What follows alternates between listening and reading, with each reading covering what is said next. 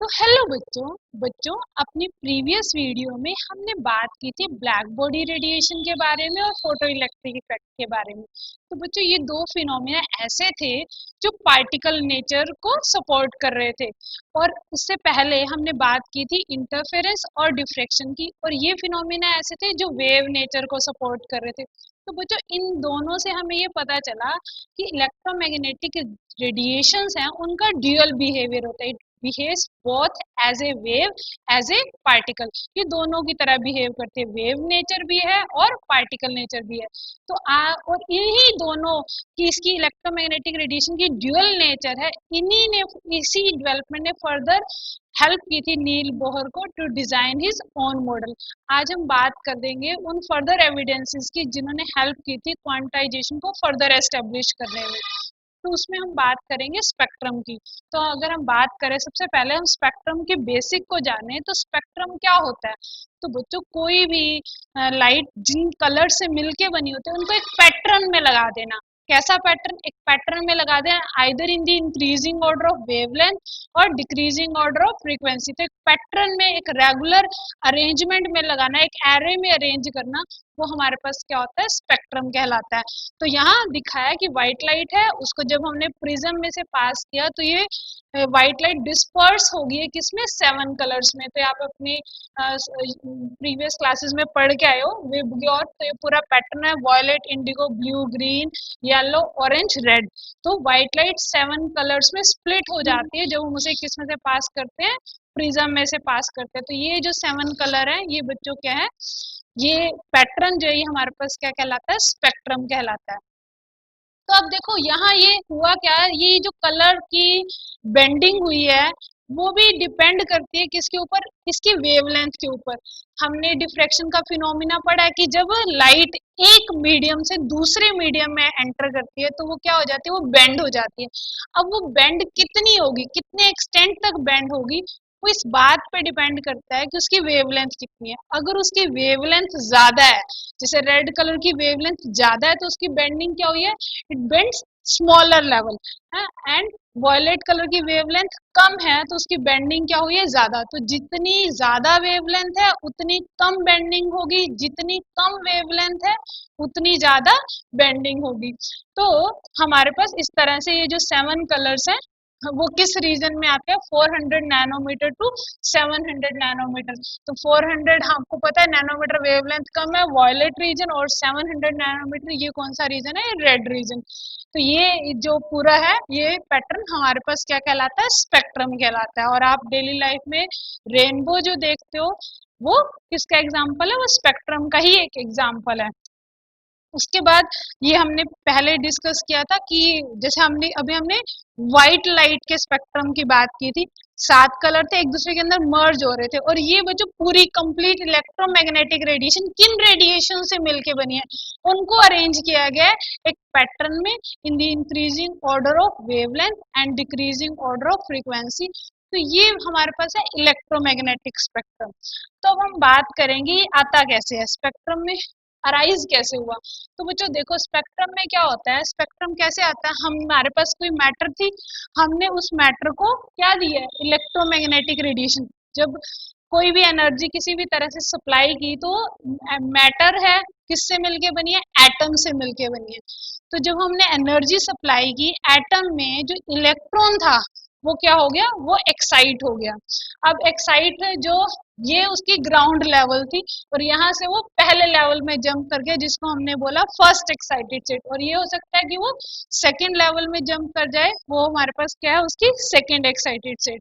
तो मुझे जब एक इलेक्ट्रॉन एक्साइटेड स्टेट में चला जाता है तो एक्साइटेड स्टेट में उसका लाइफ टाइम कैसा होता है? शॉर्ट होता है। जैसे नॉर्मल सी बात है, कोई भी पर्सन किसी भी चीज को लेकर एक्साइट होगा, कितनी देर तक एक्साइटेड स्टेट में रहेगा?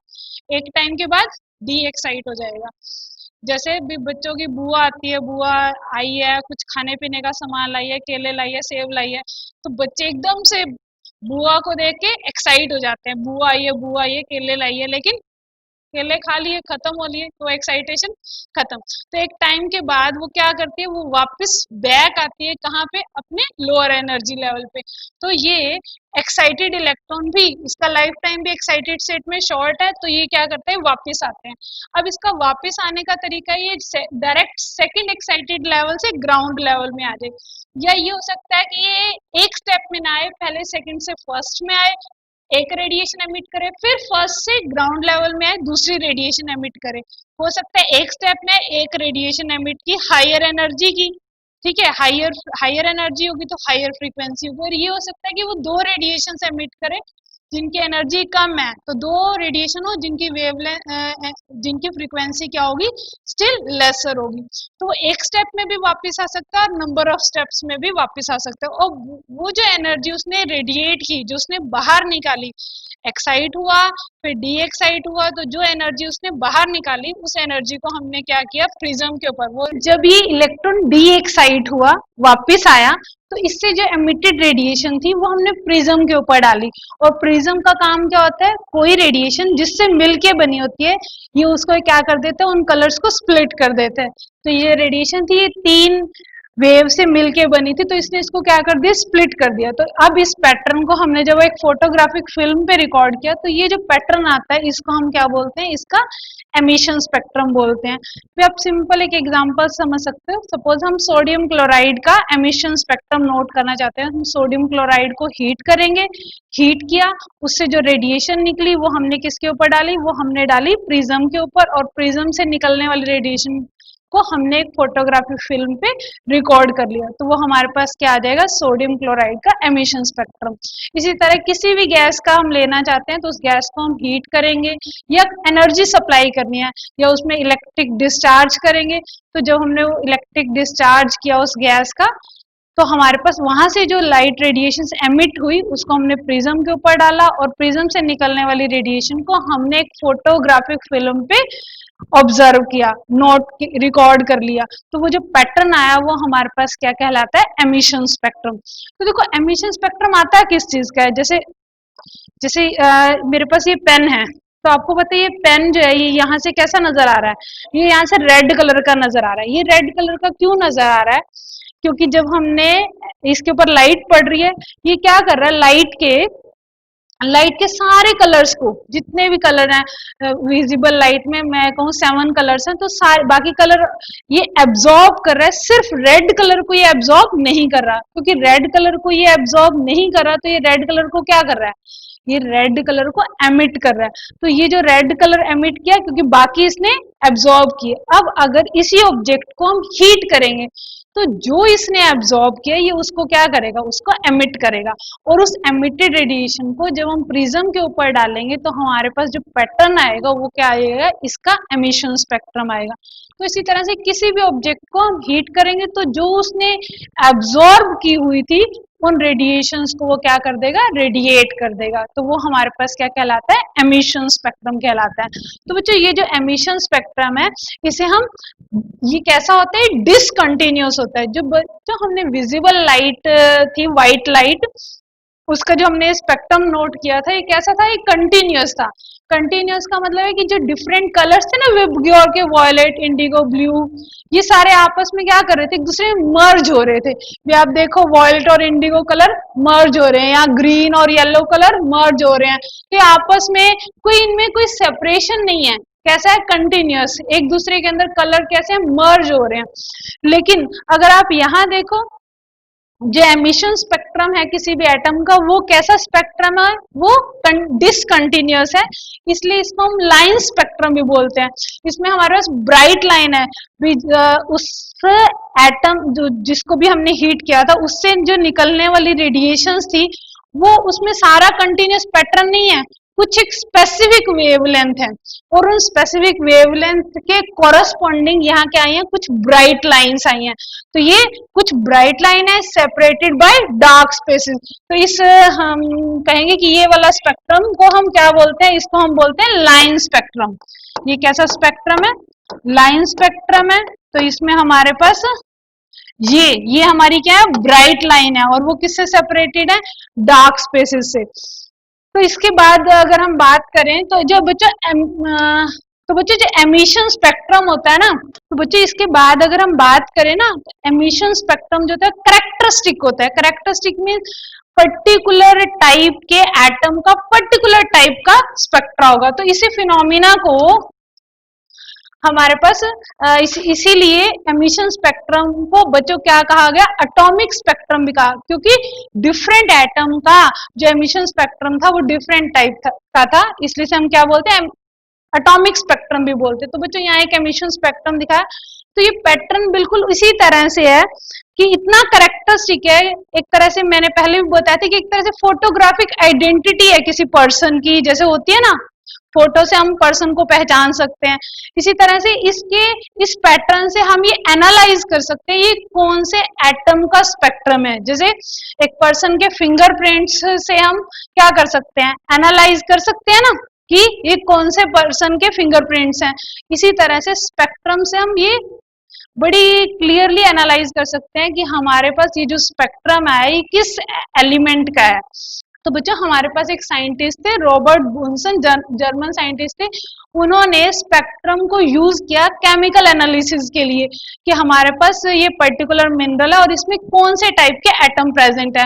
जैसे ये करेक्टरिस्टिक एक स्पेक्ट्रम है, तो ये स्पेक्ट्रम जिसमें दो येलो लाइन है, ये किसका होता है, सोडियम का। तो आप सोडियम चाहे सोडियम क्लोराइड में हो, सोडियम चाहे सोडियम मेटल में, आप जब भी उसका स्पेक्ट्रम नोट करोगे तो सोडियम के स्पेक्ट्रम में क्या आएगी, इसी तरह से दो येलो लाइन आएंगी। इसी तरह से मरकरी किसी भी चीज में है तो उसका पैटर्न बिल्कुल यही होगा। तो आप जहां ये पैटर्न देखोगे आप ये एनालाइज कर सकोगे कि इस मिनरल के अंदर, इस पर्टिकुलर कंपाउंड के अंदर क्या प्रेजेंट है, मरकरी प्रेजेंट है। ठीक है, तो इस तरह से इसी चीज को यूज करके कई मिनरल के अंदर कई तरह के एलिमेंट की डिस्कवरी हुई। जैसे हमारे पास अगर हम पीरियोडिक टेबल में देखें तो रुबीडियम, ठीक है, सीजियम, स्कैंडियम, ठीक है, गैलियम, इंडियम, थैलियम। तो बच्चों इन एलिमेंट की जो डिस्कवरी हुई थी ना, वो इनके मिनरल के स्पेक्ट्रम को एनालाइज करने से ही हुई थी। इनके मिनरल के स्पेक्ट्रम को एनालाइज करके ही इन एटम्स की डिस्कवरी हुई। इसी तरह से कि सन के अंदर कौन सी गैस प्रेजेंट है, वो भी कैसे पता चला, सन के अंदर हीलियम गैस प्रेजेंट है, वो भी हमें सन से जो आने वाली इलेक्ट्रोमैग्नेटिक रेडिएशन थी उनके स्पेक्ट्रम को जब हमने ऑब्जर्व किया अच्छे से, तो हमें पता चला कि उसके अंदर कौन सा एलिमेंट प्रेजेंट है, हीलियम एलिमेंट प्रेजेंट है। तो ये इतना करेक्टरिस्टिक है। उसके बाद अगर हम बात करें नेक्स्ट स्पेक्ट्रम, बच्चों एक तरह से हम कहेंगे कि फोटोग्राफिक नेगेटिव है किस चीज का, एमिशन स्पेक्ट्रम का। अगर एमिशन स्पेक्ट्रम में, जहां एमिशन स्पेक्ट्रम क्या था, डार्क था, बीच में कहीं कहीं ब्राइट लाइन थी, लेकिन उसका अपोजिट कर दो, बिल्कुल अपोजिट, कंटिन्यूअस है, बीच में क्या है, डार्क स्पेसेस है। तो इसमें जो इंफॉर्मेशन, जैसे एमिशन स्पेक्ट्रम में हमें इंफॉर्मेशन कहां से मिलती है, एमिशन स्पेक्ट्रम में हमें इंफॉर्मेशन ब्राइट लाइन से मिलती है, लेकिन बच्चों एब्जॉर्प्शन स्पेक्ट्रम में हमें इंफॉर्मेशन कहां से मिलती है, एब्जॉर्प्शन स्पेक्ट्रम में हमें इंफॉर्मेशन डार्क रीजन से मिलती है। उस डार्क रीजन को देखेंगे तो हमें पता चलेगा। तो ये अदरवाइज कंटिन्यूअस होता है, सेपरेटेड बाय डार्क स्पेसेस। तो एब्जॉर्प्शन स्पेक्ट्रम को हम लेते कैसे हैं, तो एब्जॉर्प्शन स्पेक्ट्रम को लेने के लिए जो हमारे पास लाइट थी उसको पहले, जैसे मुझे अगर सोडियम क्लोराइड का लेना है, अभी हमने जब सोडियम क्लोराइड का एमिशन स्पेक्ट्रम देखा था तो सारा ब्लैक था, बीच में क्या आ रही थी, दो येलो लाइन। तो वो कैसे लिया था, सोडियम क्लोराइड को हमने हीट किया, वो निकलने वाली रेडिएशन प्रिज्म पे डाल दी। लेकिन अब हमने क्या किया, व्हाइट लाइट ली है और एक सॉल्यूशन लिया किसका, सोडियम क्लोराइड का। तो जब हमने उस व्हाइट लाइट को सोडियम क्लोराइड के सॉल्यूशन में से पास किया, व्हाइट लाइट में सारे कलर्स थे, तो सोडियम क्लोराइड, मैंने अभी आपको बताया ना, कोई भी सब्सटेंस जिस रेडिएशन को एब्जॉर्ब करता है हीट करने पे उसी को एमिट करता है। तो जब पास किया तो सोडियम क्लोराइड ने उस व्हाइट लाइट में से सिर्फ कौन से कलर्स को, उन दो येलो लाइंस को एब्जॉर्ब कर लिया, और जो फिर वहां से ट्रांसमिटेड लाइट आई, येलो तो इसने खा लिया, जो बाकी इसने यहाँ किया वो हमने प्रिज्म के ऊपर डाला, और जो फर्दर रेडिएशन थी उस पर को हमने रिकॉर्ड कर लिया फोटोग्राफिक फिल्म के ऊपर। तो ये हमारे पास क्या है, एब्जॉर्प्शन स्पेक्ट्रम। तो हमारे पास अगर हम मान लो सोडियम का ले रहे हैं तो हमारे पास सारा कलर्ड रीजन आएगा, जहां सिर्फ येलो रीजन होगा वहां क्या आएंगे, दो डार्क लाइंस आएंगी। तो वो जो दो डार्क लाइन है ना, वो इस बात को इंडिकेट करेंगी कि हमारे पास येलो रीजन में ये दो डार्क लाइन है, किसकी वजह से, सोडियम की वजह से आई है।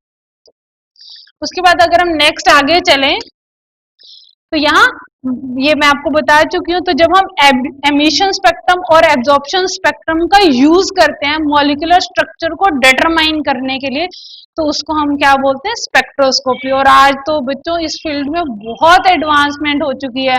आप जितनी भी स्कैनिंग कराते हो, MRI कराते हो, NMR कराते हो, वो सारी की सारी क्या है, स्पेक्ट्रोस्कोपी। IR है, UV है, ये सारी टेक्निक इसमें आती है स्पेक्ट्रो। तो जब हम एमिशन या एब्जॉर्प्शन स्पेक्ट्रम का यूज करते हैं मॉलिक्यूलर स्ट्रक्चर को डिटरमाइन करने के लिए, तो उस ब्रांच को हम क्या बोलते हैं, स्पेक्ट्रोस्कोपी बोलते हैं। उसके बाद यहाँ बच्चों एक थोड़ा सा कंपैरिजन दिखाया कि कंटिन्यूअस स्पेक्ट्रम कैसा था, ऐसा था, उसमें सारे कलर एक दूसरे में मर्ज हो रहे थे without any gap. Emission spectrum में क्या था, पूरा डार्क है, बीच में कहीं कहीं क्या है, ब्राइट लाइंस है, ब्राइट लाइंस है, सेपरेटेड है किससे, डार्क। तो एमिशन स्पेक्ट्रम में ये ब्राइट लाइन इंफॉर्मेशन देती है। और एब्जॉर्प्शन स्पेक्ट्रम क्या है, ध्यान से देखो तो उसी का, तो बच्चों एब्जॉर्प्शन स्पेक्ट्रम क्या है, उसी का फोटोग्राफिक नेगेटिव है। जैसे यहाँ हमारे पास लाइन आ रही है, तो यहाँ ये क्या आ रहा है, ब्लैक लाइन आ रही है, ब्लैक।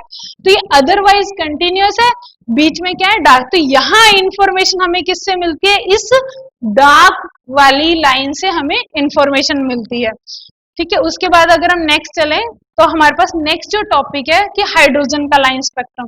तो बच्चों मेन जो बोहर मॉडल की डेवलपमेंट हुई थी ना, क्योंकि हमें पहले बात, जब हमने रदरफोर्ड मॉडल की ड्रॉबैक डिस्कस की थी, तो हमने बात की थी कि रदरफोर्ड का जो मॉडल था वो स्पेक्ट्रम को एक्सप्लेन नहीं कर पाया था। तो लाइन स्पेक्ट्रम एक्चुअल में इसका स्पेक्ट्रम ऐसा क्या था जिसको नील बोहर ने एक्सप्लेन कर दिया। तो पहले हम इसके स्पेक्ट्रम को समझेंगे कि इसका स्पेक्ट्रम में ऐसी क्या चीज थी। तो हमने हाइड्रोजन गैस का स्पेक्ट्रम कैसे नोट किया, हमने हाइड्रोजन गैस ली एक डिस्चार्ज ट्यूब के अंदर, और जैसे ही हमने करंट पास किया तो हमारे पास वहां से लाइट एमिट हुई। उस लाइट को हमने जब प्रिज्म पे डाला तो हमारे पास क्या हुआ, वो स्प्लिट हुई। तो क्या हुआ, जैसे ही हमने इलेक्ट्रिक डिस्चार्ज पास किया तो हाइड्रोजन गैस के जो मॉलिक्यूल थे वो बच्चों ब्रेक हो गए। किसमें ब्रेक हो गए, हाइड्रोजन एटम में। और फिर वो जो एनर्जी मिली, तो वो उस एनर्जी से जो उसमें इलेक्ट्रॉन था, सिंगल इलेक्ट्रॉन सिस्टम है, वो इलेक्ट्रॉन क्या हो गया, एक्साइट। ये यहाँ दिखाया फर्स्ट एक्साइटेड स्टेट में, ये दिखाया सेकंड एक्साइटेड स्टेट में, थर्ड फोर्थ कहीं पे भी जा सकता है। और फिर वो जो एक्साइटेड इलेक्ट्रॉन है, आपको पता है एक्साइटेड स्टेट में उसका लाइफ टाइम शॉर्ट होता है, तो वो क्या करता है, वो वापस आता है, वापस आता है, तो जो रेडिएशन एब्जॉर्ब की थी उसको वो एमिट करता है। तो जब वो एमिटेड रेडिएशन को हमने ये पास किया किसमें से, प्रिज्म में से, तो इस तरह से हमें जो पैटर्न मिला, ये हमारे पास क्या हो जाएगा, हाइड्रोजन का लाइन स्पेक्ट्रम। तो ये कैसा था, तो बच्चों हाइड्रोजन का लाइन स्पेक्ट्रम कुछ इस तरह से आया था। उसमें हालांकि एक सिंगल इलेक्ट्रॉन था, फिर भी हमारे पास एक सीरीज ऑफ लाइंस आई थी। तो वो सीरीज ऑफ लाइन क्यों आई थी, कैसे आई थी, वो हम नेक्स्ट वीडियो में डिस्कस करेंगे।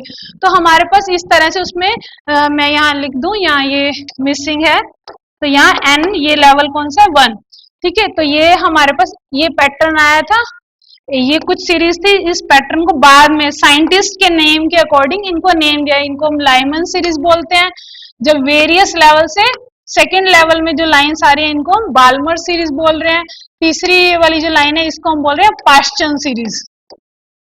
और ये वाली जो है फोर्थ वाली, जो वेरियस लेवल से फोर्थ लेवल में आ रही है, ये हमारी है ब्रैकेट सीरीज। और जो वेरियस लेवल से फिफ्थ लेवल में आ रही है, ये हमारी है फंड सीरीज। यहाँ पे जो पी क्या होता है, साइलेंट होता है, इसे क्या बोलते हैं, फंड सीरीज बोलते हैं।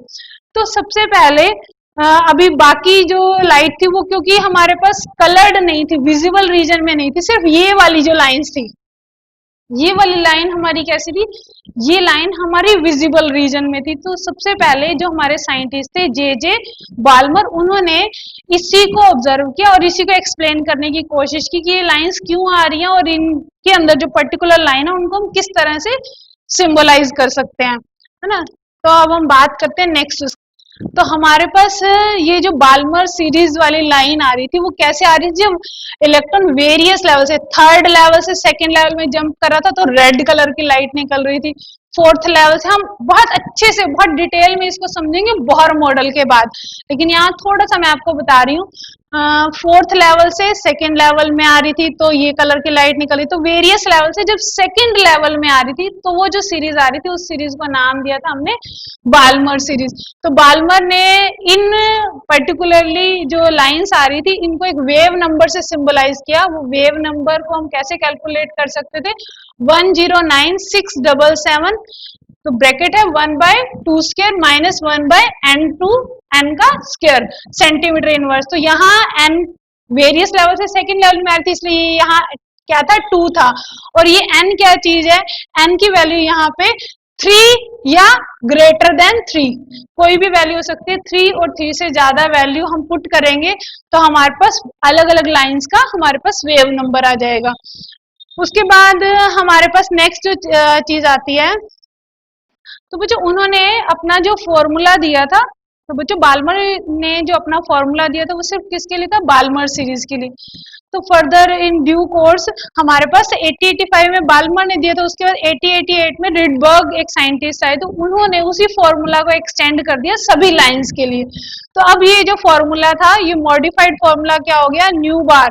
न्यू बार माना वेव नंबर, वो किसके बराबर होता है, 109677, और यहाँ ब्रैकेट में यहाँ n1 स्क्वायर है और यहाँ क्या हो गया 1/n2 स्क्वायर, और यूनिट क्या है सेंटीमीटर इनवर्स। n1 की वैल्यू 1 2 3 कुछ भी होगी और n2 की वैल्यू उससे एक ज्यादा। जैसे अगर मैं कहती हूँ मेरे पास n1 की वैल्यू, अगर n1 की वैल्यू 1 है तो n2 की वैल्यू क्या क्या हो सकती है, n2 की वैल्यू 2 हो सकती है, 3 हो सकती है, 4 हो सकती है, 5 हो सकती है, अप टू सो ऑन। इसी तरह से अगर मेरी n1 की वैल्यू कितनी है 2 है तो n2 की वैल्यू क्या हो सकती है, 3 हो सकती है, 4 हो सकती है, 5 हो सकती है, 6 हो सकती है। तो इस तरह से इसकी n2 की वैल्यू n1 की वैल्यू से एक ज्यादा होगी। उसके बाद नेक्स्ट हम आगे बढ़े, तो बच्चों जो ये सीरीज आई थी लाइमन सीरीज, जो वेरियस लेवल से जब फर्स्ट लेवल में वापस आ रहा था तो उस सीरीज को हमने क्या नाम दिया था, वेरियस लेवल से जब ट्रांजिशन हो रही थी फर्स्ट लेवल में तो वो हमारी लाइमन सीरीज थी। तो बच्चों ये जो थी कौन से रीजन में लाई करती थी, यूवी रीजन में। बाल्मर सीरीज आपको मैंने दिखाई ना, वो कैसी लाइन थी, कलर्ड लाइन थी, विजिबल रीजन में लाई करती। जब वेरियस लेवल से इलेक्ट्रॉन की ट्रांजिशन हो रही है, वापस आ रहा है इलेक्ट्रॉन, तो जब सेकंड लेवल में वापस आ रहा है तो वो जो उससे जो पर्टिकुलर लाइंस आई थी उसको हमने नाम दिया था बाल्मर सीरीज, और वो कौन से रीजन में लाई करती है, विजिबल। और बाकी की तीन ब्रैकेट, पास्टन और फंड सीरीज, ये तीनों जो है जब थर्ड वेरियस लेवल से थर्ड लेवल में इलेक्ट्रॉन जंप करके वापस आ रहा है तो वो पास्टन सीरीज, वेरियस लेवल से फोर्थ लेवल में आ रहा है तो ब्रैकेट, और वेरियस लेवल से फिफ्थ में आ रहा है तो वो फंड सीरीज। तो ये वाली जो लाइंस थी ये कौन से रीजन में लाई करती थी, इंफ्रारेड में। लाइमन सीरीज यूवी रीजन में, बाल्मर सीरीज हमारे पास विजिबल रीजन में, और बाकी जो तीन सीरीज है पास्टन, ब्रैकेट और फंड सीरीज जो है बच्चों, ये हमारी कहाँ लाई करती थी, ये हमारी लाई करती थी इंफ्रारेड रीजन में। तो इसके बाद नेक्स्ट वीडियो में हम बोहर मॉडल ऑफ एटम के बारे में डिस्कस करेंगे। तो थैंक्स फॉर वॉचिंग बच्चों। आपका किसी भी तरह का कोई भी डाउट हो तो आप कमेंट सेक्शन में पूछ सकते हो। Okay, thank you.